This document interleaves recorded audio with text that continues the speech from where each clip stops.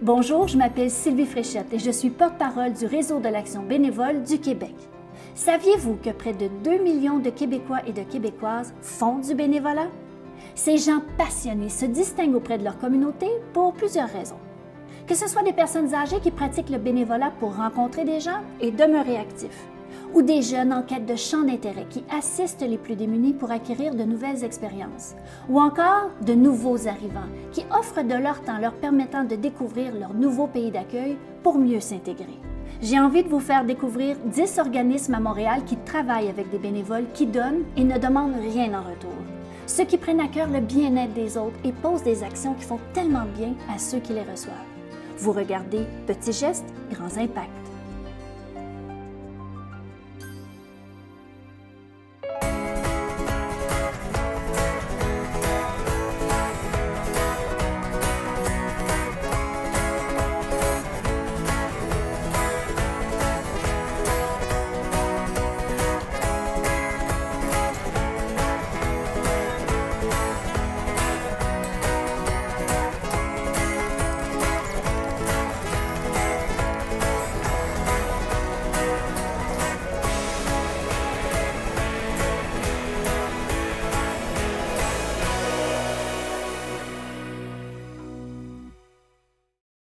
La fin de la vie est l'une des étapes les plus troublantes et vulnérables dans l'existence de l'être humain.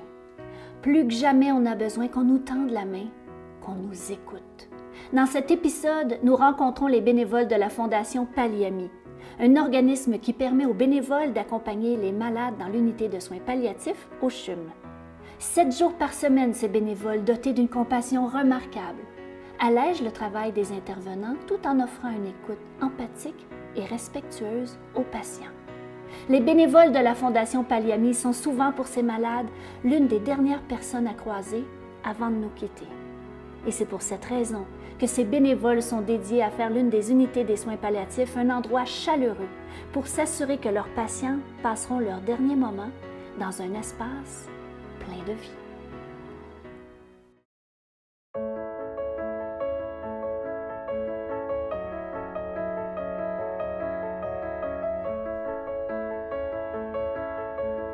L'écoute, c'est l'empathie, l'absence de jugement.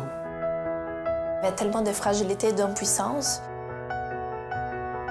C'est un privilège d'entrer dans l'intimité des gens à ce stade-là de leur existence.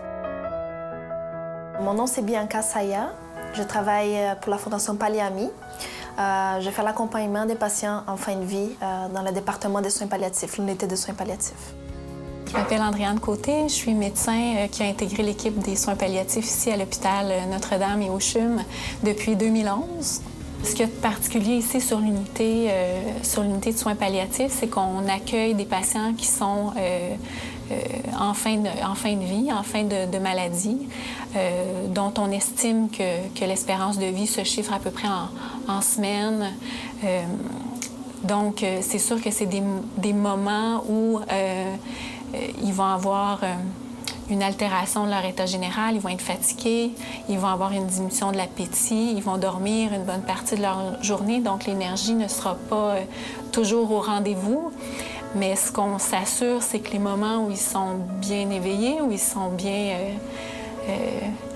lucides, c'est qu'on s'assure que ces moments-là soient vécus à 100%, donc dans le plaisir, puis on essaye d'apporter des petits moments de joie. On s'assure que la vie est intégrée dans l'unité. Quand on commence ici, on ne va pas directement dans les chambres des patients. On se familiarise avec les lieux, on connaît les personnes, on voit les tâches. Tu sais, on arrive doucement. Donc, une fois par semaine, j'arrive ici, je viens tous les vendredis l'après-midi.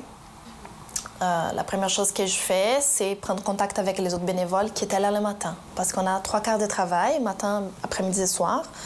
Donc, c'est une partie importante de rencontrer les personnes qui étaient là avant toi et s'informer un peu. Comment ça s'est passé? Est-ce qu'il y a quelque chose de particulier avec les patients? Il y a des notes qu'on va se laisser. Ah, cette personne-là, elle apprécie beaucoup un café l'après-midi. Cette personne-là, elle prend un thé avec du lait, avec un sucre. N'hésitez pas d'offrir une crème glacée avec cette personne, elle apprécie beaucoup. C'est toutes sortes d'infos qui peuvent nous être utiles quand on va faire l'approche. Luc Racine est responsable des bénévoles pour l'unité des soins palliatifs de l'hôpital Notre-Dame et puis bénévole aussi depuis 22 ans. Les gens qui voulaient devenir bénévoles en soins palliatifs, c'est des gens qui étaient déjà en cheminement. C'est pas des gens qui se levaient comme ça et disaient « Bon, aujourd'hui, je vais devenir bénévole en soins palliatifs ». C'est des gens qui ont derrière eux une expérience de vie, qui ont vécu des choses, qui se sont posés des questions, qui ont vécu des deuils parfois, mais pas toujours, mais qui sont en cheminement intérieur. Il y a vraiment une série de choses qui m'ont poussée à faire ces bénévolats. Je dirais que l'élément déclencheur, les premiers, a été avoir vu un film qui parlait de la mort, dans toutes ses facettes, en termes de rituels funéraires, des personnes qui font l'accompagnement en fin de vie, justement, des thérapeutes qui travaillent avec les deuils. Et il y avait des topos qui simulaient un peu la fin de vie de certaines personnes. Ce qui m'avait touchée, je crois, c'est de voir ce désespoir que cette personne ressentait dans un moment qui est parmi les plus importants d'une vie. Comment il y avait tellement de fragilité et d'impuissance. Et ça m'a touchée, tout simplement. Les qualités qu'on recherche pour les bénévoles sont multiples et sont très peu nombreuses aussi. C'est que dans le fond, ce qui importe, c'est que le bénévole comprenne son rôle. Donc, ce qu'il doit absolument faire et ce qu'il ne doit absolument pas faire. Dans ce qu'il doit faire, c'est l'écoute, c'est l'empathie, l'absence de jugement, l'ouverture, l'accueil de ce qui se passe au moment où on est en relation avec quelqu'un. C'est beaucoup demander à un bénévole qui est toujours en action dans la société, tout à coup, pendant 4 heures par semaine, de tout laisser ça de côté et d'être dans l'être. Dans l'instant présent, dans ce qui se passe, d'accueillir ce qui se passe, c'est pas évident. Parce qu'on a toujours le goût de faire quelque chose, de régler un problème, d'intervenir, alors que le rôle du bénévole, ce qu'il ne doit absolument pas faire, c'est intervenir. On n'est pas là pour ça. Notre patient, les patients, sont entourés d'intervenants. Des médecins, des infirmières, travailleurs sociaux, psychologues, intervenants spirituels. En fait, ce sont tous des gens qui sont là pour régler des problèmes. Nous, on peut apporter quelque chose d'autre. On crée un espace où il peut se produire quelque chose. Le bénévole, souvent, c'est un créateur de possibles. Je vis ici au Québec depuis 10 ans. Donc, toute ma famille est au Brésil, à part ma mère qui habite ici. C'est-à-dire que depuis que je suis là, j'ai déjà perdu des personnes de ma famille, des tantes, un oncle. Et je me trouve complètement détachée de cette réalité qui est la mort de personnes proches.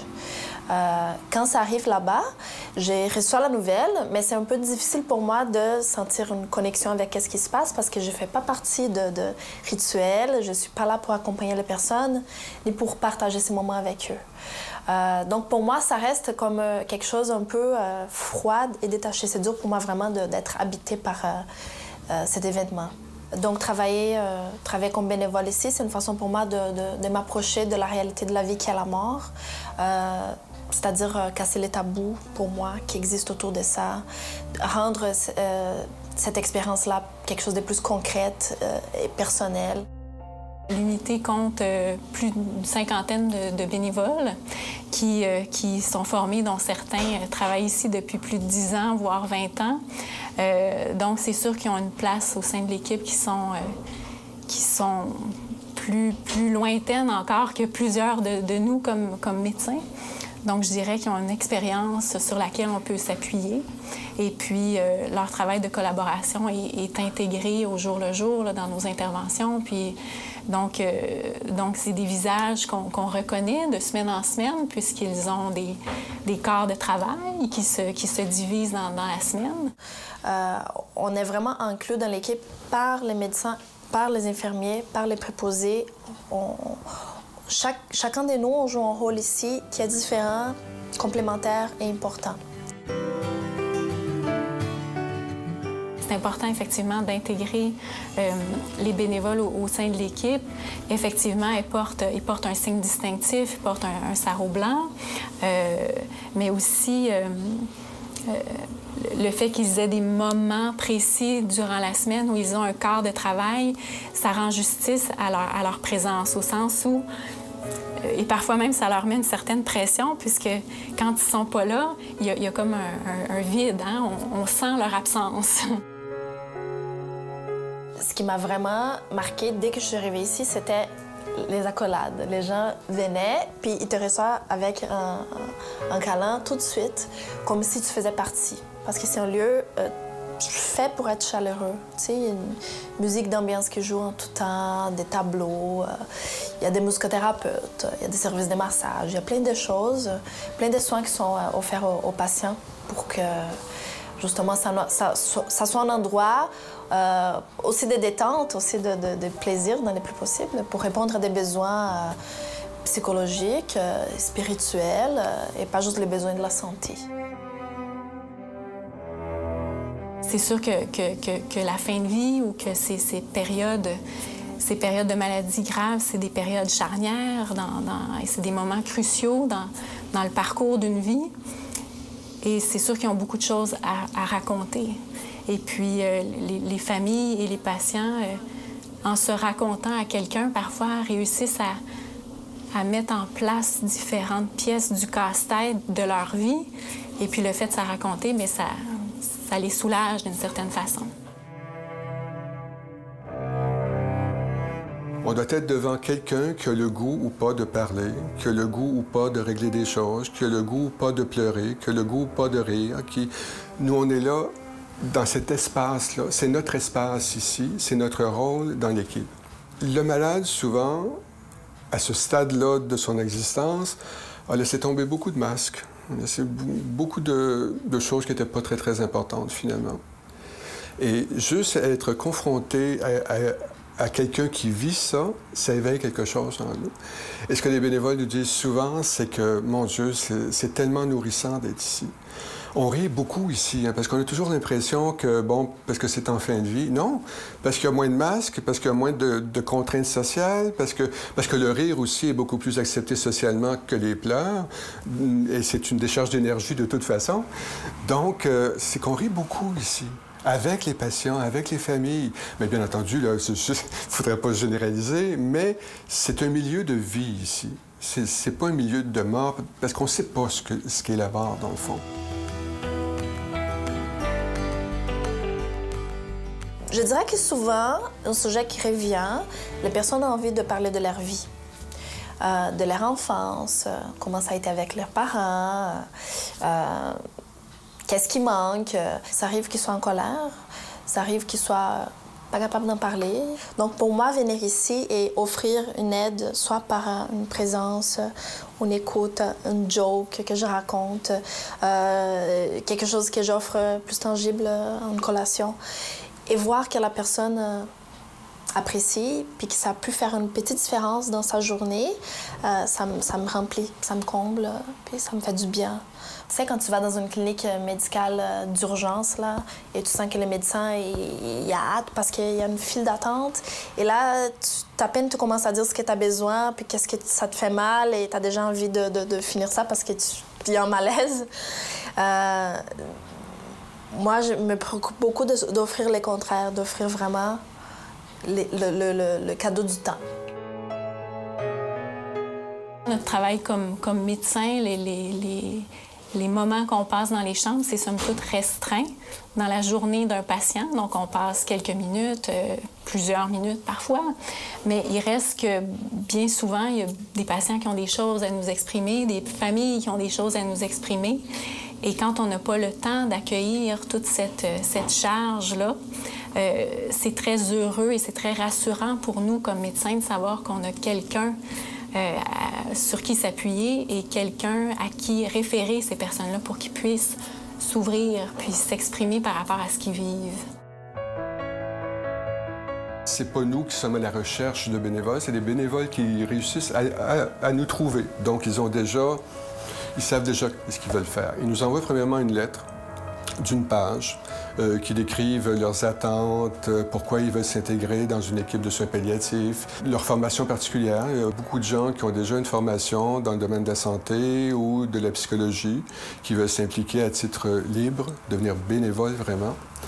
Alors, suite à ça, nous, on a un recrutement par année. C'est-à-dire qu'on recrute durant une année, on reçoit, c'est-à-dire toutes les lettres de gens qui veulent se joindre à notre équipe. À la fin de l'été, on les convoque. Enfin, ceux qu'on a pu, ceux qui ont été acceptés, parce qu'il y a déjà des gens, c'est qu'on perçoit dans leurs lettres souvent qu'il y a des attentes qui sont irréalistes, qui sont pas celles que nous recherchons. Donc, on les convoque, la travailleuse sociale et moi, pour une entrevue. Qui dure 1 heure à peu près. Donc, pour mieux connaître qui ils sont, pourquoi exactement, genre de personnalité aussi, parce qu'il y a des gens extraordinaires, mais ils n'ont pas ce qu'il faut pour ici. Ils seraient sans doute des bénévoles excellents ailleurs, faire d'autres choses, mais ici, bon, c'est qu'on cherche des gens très particuliers. Alors, suite à la première entrevue, si ça convient aux deux parties, il y a un stage de 2 jours qui se donne ici sur les aspects théoriques de l'accompagnement. Donc, après ces 2 jours de stage-là, commencent les 2 mois de stage. Ces 2 mois de stage pratique, où les nouveaux bénévoles sont jumelés à des équipes de bénévoles expérimentés sur le terrain, dans l'unité même. On les forme professionnellement, puis on s'attend aussi à ce qu'ils puissent travailler ici professionnellement. Parlant d'un moment difficile, il y a quelque chose qui monte. C'était un père de famille qui avait plusieurs enfants, puis était quand même jeune, 50aine. Et c'était très soudain, la nouvelle de sa maladie. Et ça est venu ici, peut-être ça a pris 2 semaines. Tu sais, avant, on ne savait pas qu'il était malade. Fait que quand il est mort, la famille est embarquée dans un cri collectif. C'était comme une espèce de chant pour témoigner le deuil. C'était la façon de leur culture d'exprimer justement ce qui était en train de se passer. Fait que c'était quelque chose que j'avais jamais vraiment témoigné personnellement, et plusieurs personnes ici non plus, mais c'était très fort. On entendait ça au travers les chambres, au travers les corridors, et juste d'entendre ces cris d'angoisse, de douleur, de peine, de perte, j'étais complètement touchée. Fait que je suis entrée ici dans cette salle, puis j'ai pris Sylvie, ma collègue, ici dans mes bras, puis j'ai pleuré comme ça dans ses bras pour dégager cette émotion qui est venue complètement de façon inattendue.